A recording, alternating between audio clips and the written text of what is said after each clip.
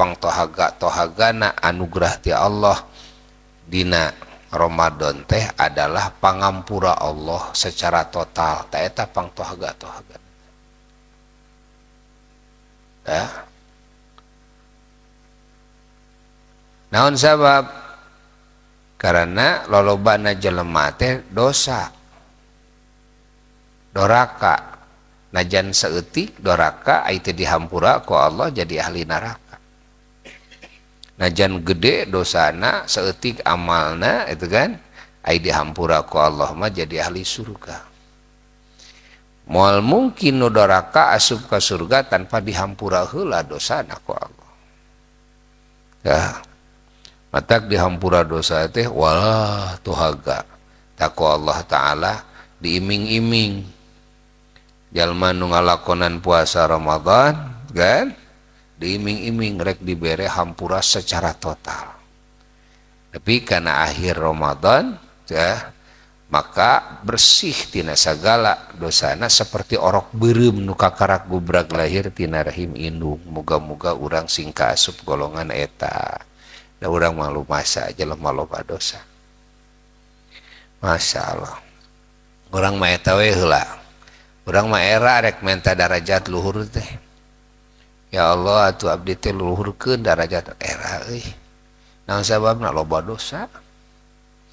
Ya eta we heula ai barang penta ka pangeran heulakeun heula urang menta hampura ka pangeran.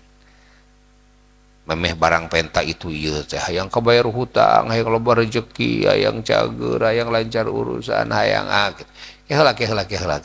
Ya komo hayang surga firdaus alam. Ngareret heula atuh ngeunteung heula. Pan urang teh jelema doraka sapopoe sapeuting. Jelema doraka mah heulakeun heula barang penta teh hayang dihampura heula gitu kan ka pangeran teh. Geus kitu kakarak barang penta tah matak lolobana jelema anu barang penta hese diijabah sabab kahalangan ku dosana teu sadar dirina loba dosa tuluy teu hayang menta hampura heula ka pangeran jolo barang penta ka pangeran teh nya hayang itu hayang ieu mah diijabah atuh teu kan matak kabehanana para wali-wali Allah ngajarkeun ti rasulna keneh sallallahu alaihi wasallam ngajarkeun bahwa langkah pertama langkah anu kahiji we jelema rek bagja teh bebersih heula tina dosa eta teh langkah anu kahiji tobat heula dek makrifat ka Allah hayang diijabah doa hayang leungit sagala musibah dan sababan musibah teh nu nimpa ka urang teh ya eta teh tina sabab dosa-dosa urang aya hayang leungit musibahna heuh dosana atuh kudu leungit heula aya leungitna dosa heuh dihampura teh ku Allah aya dihampura ku Allah heuh atuh urang kudu minta hampura heula alias istighfar sing loba tobat ka Allah ceurik kitu tah eta heula tidinya teu tah gitu